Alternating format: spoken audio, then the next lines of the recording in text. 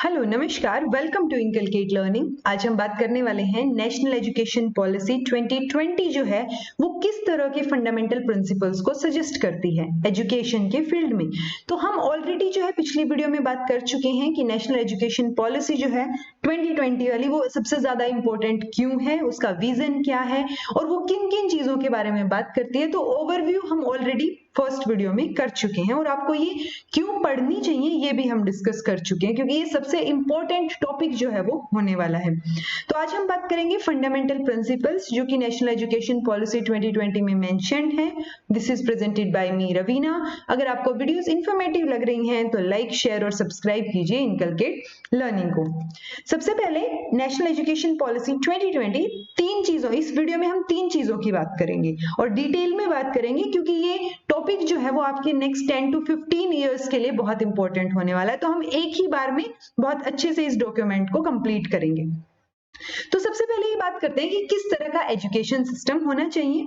दूसरा ये बात करते हैं कि किस तरह का एजुकेशनल इंस्टीट्यूशन होना चाहिए, यानी कि एक अच्छा या गुड स्कूल या गुड एजुकेशनल इंस्टीट्यूशन हम किसको बोलेंगे, उसके बारे में बात करते हैं। और ये तीसरा बात करते हैं कि किस ये जो एजुकेशन सिस्टम है और जो हमारा इंस्टीट्यूशन है उन दोनों को बढ़िया बनाने के लिए किस तरह के फंडामेंटल प्रिंसिपल्स होने चाहिए।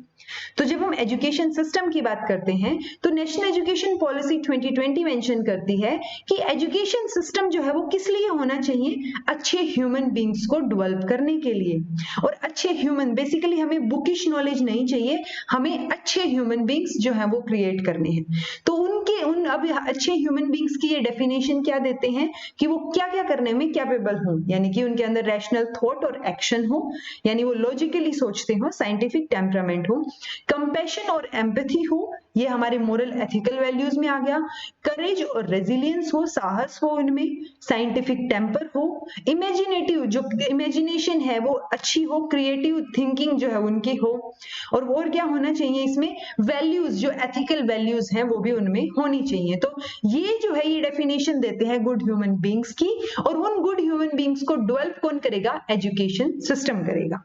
फिर बात आती है कि किस तरह के, यानी कि एंगेज्ड, प्रोडक्टिव और कंट्रीब्यूटिंग सिटीजन्स जो है वो डेवलप करने हैं हमें, यानी कि बहुत मतलब वो होता है ना खाली दिमाग शैतान का घर, तो वो वाली सिचुएशन ना हो, वो एंगेज्ड हो किसी काम में और वो काम जो है वो प्रोडक्टिव हो, तो प्रोडक्टिव हो और कंट्रीब्यूट करे वो नेशन को, तो कंट्रीब्यूटिंग सिटीजन। तो ये दो चीजें जो है वो इन्होंने बताई हैं, क्योंकि कॉन्स्टिट्यूशन के हिसाब से एक अच्छी सोसाइटी जिसमें इक्विटी हो, इंक्लूसिवनेस हो, प्लूरल लेवल पे सोसाइटी हो, यानी डाइवर्सिटी को महत्वता दी जा रही हो, तो वो सोसाइटी को क्रिएट करने के लिए हमें एजुकेशन सिस्टम जो है वो अच्छा होना जरूरी है। और एजुकेशन सिस्टम जो है वो इस तरीके का ह्यूमन बीइंग जो है वो डेवलप करेगा, और वो ह्यूमन बीइंग जो है वो एंगेज्ड, प्रोडक्टिव और कंट्रीब्यूटिंग होगा। ये जो है एजुकेशन सिस्टम का मतलब होना चाहिए, मोटो होना चाहिए कि एजुकेशन सिस्टम क्या करेगा एक्चुअल में। दूसरा बात करते हैं कि गुड एजुकेशन इंस्टीट्यूशन कैसा होगा, यानी हम ये बोलें कि ये बहुत अच्छा स्कूल है, तो उस अच्छे का मतलब क्या है। तो उस अच्छे के मतलब की इन्होंने बात की है कि every student feels welcomed and cared, यानी कि जहां पे हर स्टूडेंट जो है वो वेलकम्ड फील करे, यानी इंक्लूसिवनेस होनी चाहिए। ये ना हो कि किसी भी बेसिस पे डिस्पैरिटी हो रही है, चाहे वो जेंडर के बेसिस पे हो या फिर जो है डिसेबिलिटी या एबिलिटी के बेसिस पे हो। ये नहीं है कि कोई बच्चा इंटेलिजेंट है या उसके अंदर थोड़ी एक्स्ट्रा टैलेंट है तो आप उसको एक्स्ट्रा स्पेशल फील कराएं। आप जो है उनको एक्स्ट्रा मतलब एनकरेज करेंगे ऑब्वियसली, लेकिन हर एक बच्चे पे आपको ध्यान देना है।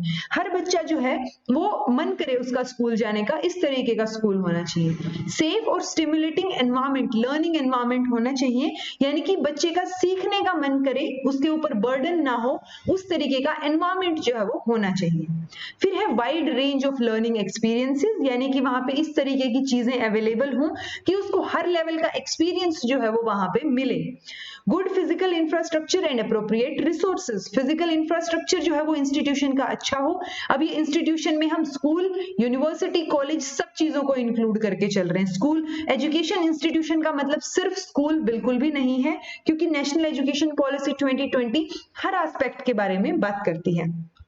तो अच्छा फिजिकल इंफ्रास्ट्रक्चर होना चाहिए। और जो है इंक्लूसिवनेस की जब हम बात करते हैं, इंक्लूसिव एजुकेशन की जब हम बात करते हैं, तो हमें बहुत तरीके के रिसोर्सेज भी चाहिए। तो वो रिसोर्सेज अप्रोप्रिएट होने चाहिए ताकि लर्निंग जो है वो एनहेंस हो सके। तो ये जो है इस तरीके की चीजें जब एक स्कूल में होंगी, एक इंस्टीट्यूशन में होंगी, तो हम उसको एक गुड एजुकेशनल इंस्टीट्यूशन बोलेंगे।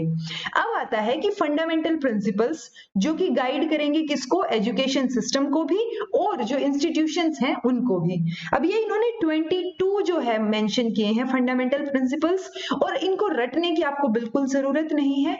मतलब जितनी अच्छी बातें आप एक एजुकेशनल सिस्टम की सोच सकते हैं ना, वो सारी चीजें इन्होंने इंक्लूड की हैं।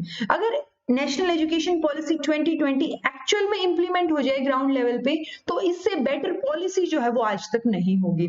तो नेशनल एजुकेशन पॉलिसी जिन फंडामेंटल प्रिंसिपल्स की बात करती है वो क्या है? सबसे पहले है recognising, identifying and fostering the unique capability of each student. आपको ध्यान देना चाहिए कि पहले वाले पॉइंट में भी हमने बात की थी कि हर एक बच्चा वेलकम्ड फील करे, तो वो ये हर एक बच्चे पे, हर इंडिविजुअल पे फोकस करना चाहते हैं, इंडिविजुअल डिफरेंसेस को ये अहमियत देते हैं। तो रिकॉग्नाइज करेंगे, आइडेंटिफाई करेंगे और फिर उसको बढ़ाने की, फोस्टर करने की कोशिश करेंगे जो बच्चे में कैपेबिलिटीज हैं, और उसकी होलिस्टिक डेवलपमेंट की जो है ये बात करते हैं। नेक्स्ट प्रिंसिपल क्या होगा कि जब हम बात करेंगे जो स्टेजेस हैं, जो स्कूल लेवल में 4 स्टेजेस इन्होंने मेंशन की हैं, तो उसमें ये कहते हैं कि सबसे हाईएस्ट प्रायोरिटी दी जानी चाहिए कि जो फाउंडेशनल लिटरेसी है और जो न्यूमरेसी है, यानी कि जो बेसिक लेवल की न्यूमरेसी है या जो फाउंडेशन है बच्चे की, वो 3rd क्लास तक उनको अच्छे से आ जाए। तो ये क्या हो गया, सेकंड जो है इनका पॉइंट फंडामेंटल प्रिंसिपल हो गया कि किस चीज को प्रायोरिटी दे रहे हैं। नेक्स्ट है फ्लेक्सिबिलिटी। फ्लेक्सिबिलिटी किस चीज में? आपका जो इंटरेस्ट है, आपका जो पाथ है उसको चूज करने में, आपके टैलेंट और इंटरेस्ट के बेसिस पे आपके सब्जेक्ट्स चूज करने में ये जो है फ्लेक्सिबल है। No hard separation. किस चीज में हार्ड सेपरेशन ना हो? आर्ट और साइंस में। जैसा कि हमने बात कर रखी, पहले हमें की पता है कि 10th के बाद हमें 11th में या तो साइंस लेनी पड़ेगी या आर्ट लेना पड़ेगा या फिर जो है कॉमर्स लेनी पड़ेगी। तो वो क्या चीजें हैं, आप ऐसे स्ट्रीम डिसाइड मत कीजिए। हो सकता है किसी बच्चे को फिजिक्स पसंद हो लेकिन फिजिक्स के साथ साथ उसको हिस्ट्री पसंद हो। अगर पिछले वाले सिस्टम के हिसाब से देखा जाए तो जो 10+2 सिस्टम है उसमें हम जो है दोनों चीजें साथ नहीं ले सकते। तो ये हार्ड सेपरेशन नहीं होगी, बच्चे का जो इंटरेस्ट होगा, जो मन होगा, वो सब्जेक्ट वो चूज करेगा इंटरेस्ट के बेसिस पे। तो आर्ट और साइंस के बीच में कोई सेपरेशन नहीं होगा। करिकुलर या एक्स्ट्रा करिकुलर सब्जेक्ट्स के बीच में कोई सेपरेशन नहीं होगा, यानी कि आप जो है फिजिकल एजुकेशन सिर्फ खेल कूद के लिए नहीं होगी, वो आपका एक सब्जेक्ट होगा। अगर आपका इंटरेस्ट है तो आप उसमें करियर बनाएंगे। वोकेशनल और एकेडमिक स्ट्रीम्स में जो है वो क्या नहीं होगा, सेपरेशन नहीं होगा। तो हार्ड सेपरेशन नहीं होंगे। फ्लेक्सिबिलिटी बहुत ज्यादा है नेशनल एजुकेशन पॉलिसी 2020 में। फिर आता है मल्टीडिसिप्लिनरिटी एंड अ होलिस्टिक एजुकेशन। बच्चे के ओवरऑल डेवलपमेंट की जो है वो नेशनल एजुकेशन पॉलिसी 2020 बात करती है। फिर है emphasis on conceptual understanding. Concepts के ऊपर बात करेंगे। जो रेटिफिकेशन है या जो रट्टा मारने वाली चीज है, रोट लर्निंग है या सिर्फ एग्जाम बेस्ड लर्निंग है कि पेपर आ गए, पढ़ लिए, पेपर दे दिए, वो चीज ना हो। कॉन्सेप्ट जो है वो बच्चे को समझ आए, उस चीज पे ये फोकस करते हैं। जैसे कि मैं आपको कई बार बता देती हूँ कि ओवरऑल कॉन्सेप्ट ये है, इसके बाद जो है वो आप खुद एक्सप्लेन कर सकते हैं। तो वो नहीं होना चाहिए, क्योंकि कई बच्चों ने जैसे बोला कि पीपीटीज बना के ही समझाइए, क्योंकि पीपीटीज में आपको एग्जैक्ट मटेरियल मिल जाता है, कंटेंट मिल जाता है। बट आपको कोशिश करनी है कि जो आपको समझाया जा रहा है आप उसमें से कंटेंट निकालिए। तो वही चीज की ये बात करते हैं, ये कॉन्सेप्चुअल अंडरस्टैंडिंग की बात करते हैं कि जब आपको कॉन्सेप्ट समझ आ गया तो फिर आपको वीडियो जो है वो पीपीटी में मिल रही हो या फिर आपको बोर्ड पे समझाया जा रहा हो, आपको एक्चुअल मतलब तो कॉन्सेप्ट समझने से होना चाहिए, और उसी कॉन्सेप्चुअल अंडरस्टैंडिंग की ये बात करते हैं। Creativity, critical thinking, logical reasoning, ये इनका नेक्स्ट पॉइंट है कि क्रिएटिव लेवल पे मैंने आपको बताया था ना कि जितने भी अच्छे पॉइंट्स आप सोच सकते हैं वो सारे के सारे जो अच्छे अच्छे वर्ड्स हैं वो इन्होंने यूज किए हैं। Creativity, critical thinking, logical reasoning, scientific temperament, ये सारी चीजें जो हैं वो फंडामेंटल प्रिंसिपल है एजुकेशन सिस्टम का या फिर एजुकेशनल इंस्टीट्यूशन का, कि आपको इन चीजों पे फोकस करना है। क्रिएटिविटी को एनहेंस करने की कोशिश करनी है बच्चों में। क्रिटिकल थिंकिंग के लिए उनको क्वेश्चंस या प्रॉब्लम्स इस तरीके से देने हैं कि वो जो है सोचने पे मजबूर हो जाए, उनको टाइम दीजिए। तो वो क्या है कि हमें उनको ओवरऑल डेवलपमेंट पे हम काम कर रहे हैं अकॉर्डिंग टू दिस पॉलिसी।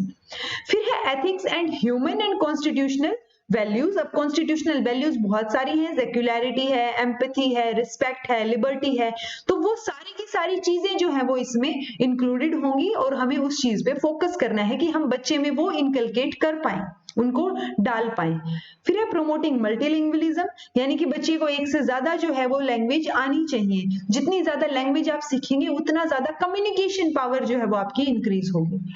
अब एक लाइफ स्किल्स की ये बात करते हैं जो कि बहुत अच्छा पॉइंट है और ये पूछ भी सकते हैं किसी एग्जाम में जो है वो कौन कौन सी लाइफ स्किल की नेशनल एजुकेशन पॉलिसी 2020 बात करती है। तो 4 लाइफ स्किल इन्होंने मेंशन की है, कम्युनिकेशन, कोऑपरेशन, टीम वर्क और रेजिलियंस। तो ये 4 चीजें आपको बच्चे में इनकलकेट करनी है और इन चारों को ये क्या बोल रहे हैं, लाइफ स्किल्स बोल रहे हैं। फिर आता है focus on regular formative assessment for learning, यानी कि हमने 2 तरह की असेसमेंट पढ़ी है अब तक, फॉर्मेटिव असेसमेंट और समेटिव असेसमेंट। फॉर्मेटिव असेसमेंट क्या है कि जो आपकी ड्यूरिंग द ईयर आपके छोटे छोटे टेस्ट होते हैं, सेशनल्स होते हैं, ओरल टेस्ट होते हैं, तो वो क्या है, वो ये जानने के लिए है कि आपको अब तक कराई गई चीजें समझ भी आई हैं या नहीं। समेटिव में क्या हो जाता है, इनका मानना है कि समेटिव असेसमेंट जो है वो कोचिंग कल्चर को डेवलप करती है, यानी कि पूरा साल में आपके एक बार एग्जाम होने हैं, तो वो कोचिंग सिस्टम, जैसे कि अगर 11th 12th की बात करें तो बहुत सारे कोचिंग क्या करेंगे कि 9th से ही बच्चे को एनरोल कर लेंगे, 9th 10th जो है वो बहुत कम टाइम में कराएंगे और वो 11th 12th की IIT JEE नीट इन सब की प्रिपरेशन पे 4 साल फोकस करेंगे।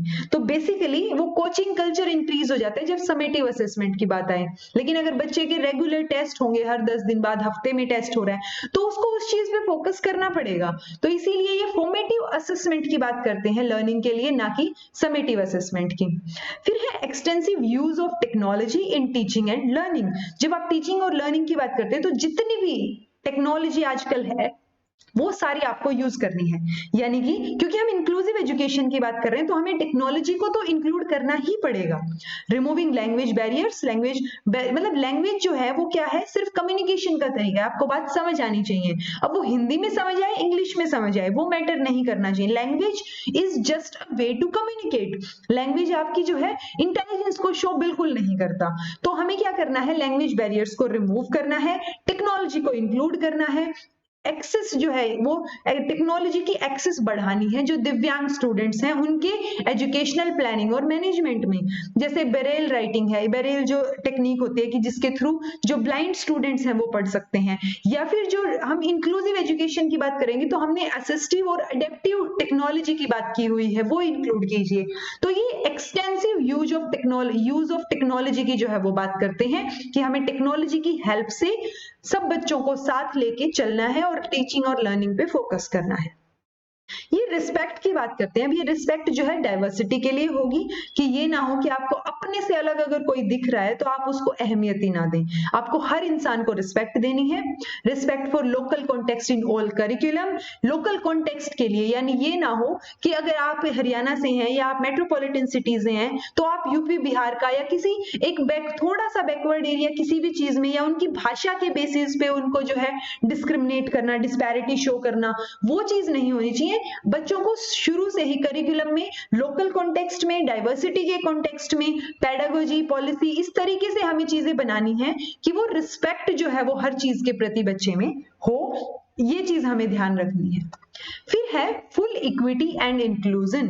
हमने इक्विटी, ये जो इंक्लूजन है उसके बहुत सारे मॉडल्स पढ़े थे कि पार्शियल इंक्लूजन, फुल इंक्लूजन, तो ये फुल इंक्लूजन और इक्विटी की जो है वो बात करते हैं। पूछा जा सकता है आपको किसी एग्जाम में, फर्दर जो टीचिंग एग्जाम्स होंगे, कि किस तरह के इंक्लूजन की जो है वो बात करती है नेशनल एजुकेशन पॉलिसी 2020। तो ये फुल इंक्लूजन की बात करती है कि सारे बच्चों को जो है इंक्लूड किया जाना चाहिए। Synergy in curriculum across all levels of education from early childhood and education, यानी कि वो चीजें में ये नहीं होना चाहिए कि आप फर्स्ट क्लास में कुछ पढ़ा रहे हैं और सेकंड में आके बच्चे को कुछ और ही समझ आ रहा है, तो वो कनेक्शन जो है वो बच्चे का जो है लॉस नहीं होना चाहिए कि आपने पहले ये पढ़ा था अब हम ये पढ़ेंगे, तो वो कनेक्ट करके प्रीवियस नॉलेज से जो है वो करिकुलम में आप उस तरीके से आपको करिकुलम प्रिपेयर करना है। टीचर्स एंड फैकल्टी जो है वो हार्ट होते हैं लर्निंग प्रोसेस का, ऐसा इस पॉलिसी का जो है वो कहना है। तो उनका जो रिक्रूटमेंट है, उनका जो कॉन्टिन्यूस प्रोफेशनल डेवलपमेंट है, यानी कि इन सर्विस और ड्यूरिंग द सर्विस जो टीचिंग ट्रेनिंग होती है वो, पॉजिटिव वर्किंग एनवायरनमेंट और सर्विस कंडीशंस। तो टीचर्स के लिए जो है इन्होंने स्पेसिफिकली क्या मेंशन किए फंडामेंटल प्रिंसिपल में कि उनका रिक्रूटमेंट प्रोसेस जो है वो अच्छा होना चाहिए, कॉन्टिन्यूस प्रोफेशनल डेवलपमेंट जो है उनका होता रहना चाहिए, यानी कि टाइम टू टाइम जो है in service teacher training programme जो है वो हम क्या करेंगे, ऑर्गेनाइज करवाएंगे। तो इन सर्विस टीचर एजुकेशन के ऊपर भी ये फोकस करना चाह रहे हैं।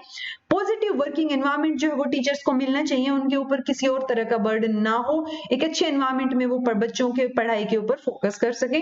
सर्विस कंडीशंस या जो पे जो है उनकी सैलरी जो है वो बेटर तरीके से, उनकी सर्विस कंडीशंस अच्छी होनी चाहिए।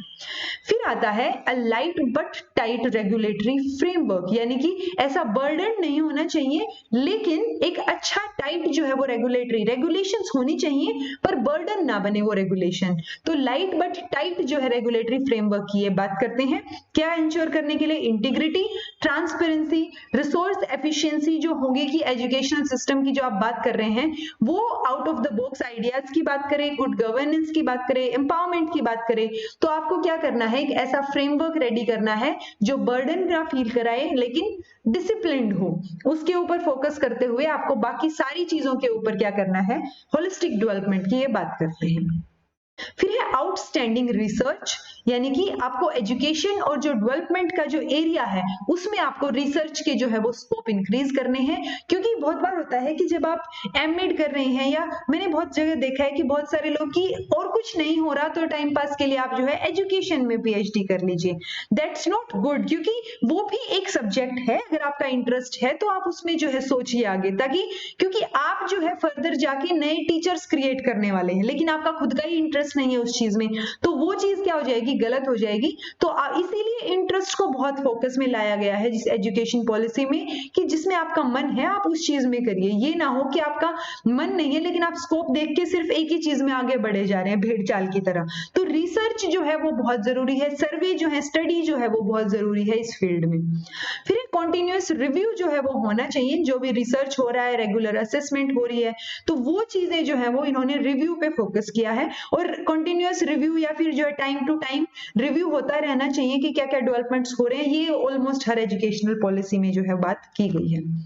फिर है a rootedness and pride in India and its rich, diverse, ancient and modern culture and knowledge system and traditions। इन पे आप फोकस करेंगे कि आप ये नहीं करेंगे कि बुकिश नॉलेज पे ध्यान देते हुए आप अपनी रूट्स जो है उनको भूल जाएं। तो आपको जो डाइवर्सिटी है इंडिया की, जो रिचनेस है कल्चर में, वो सारी चीजें भी आपको पढ़ानी है, वो सारी चीजें भी करिकुलम में इंक्लूड करनी है।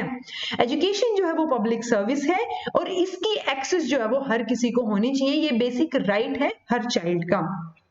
सब्सटेंशियल इन्वेस्टमेंट जो है वो in a strong vibrant public education system, वो बहुत जरूरी है, क्योंकि जो डेवलप्ड कंट्रीज हैं वो 5 to 7 के बीच में परसेंटेज जो अपनी जीडीपी की है वो एजुकेशन में इन्वेस्ट करते हैं। तो एजुकेशन में इन्वेस्टमेंट जो है सब्सटेंशियल, जो फाइनेंशियल सिचुएशंस है एजुकेशन सिस्टम में, उनको जो है फाइनेंशियल लेवल पे अपलिफ्टमेंट जो है वो जरूरी है, और सब्सटेंशियल इन्वेस्टमेंट जो है वो होनी चाहिए, वो बहुत जरूरी है एक वाइब्रेंट पब्लिक एजुकेशन सिस्टम के लिए, as well as the encouragement and facilitation of true philanthropic private and community participation, यानी हर किसी का पार्टिसिपेशन जो है उसकी ये बात करते हैं।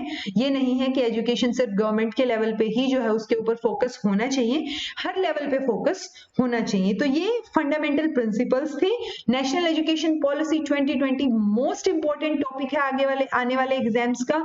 इसको मैं 5 वीडियोस में कंप्लीट जो 66 पेजेस का डॉक्यूमेंट है उसका जो अच्छे से निचोड़ जो है वो आपको इन 5 वीडियोस में मिल जाएगा। ये हमारी जो है वो सेकंड वीडियो थी। तो आप जो है इन 5 वीडियोस को, मेरा रिक्वेस्ट है आपसे कि आप जरूर देखें अगर टीचिंग एग्जाम्स की आप प्रिपरेशन कर रहे हैं, क्योंकि या तो आप नेशनल एजुकेशन पॉलिसी का डॉक्यूमेंट कंप्लीट पढ़ लीजिए या फिर आप ये वीडियोस देख लीजिए। तो ये इंपॉर्टेंट टॉपिक है, हेल्पफुल है आपके आने वाले एग्जाम्स के लिए। So this was all about today. Thank you so much for watching.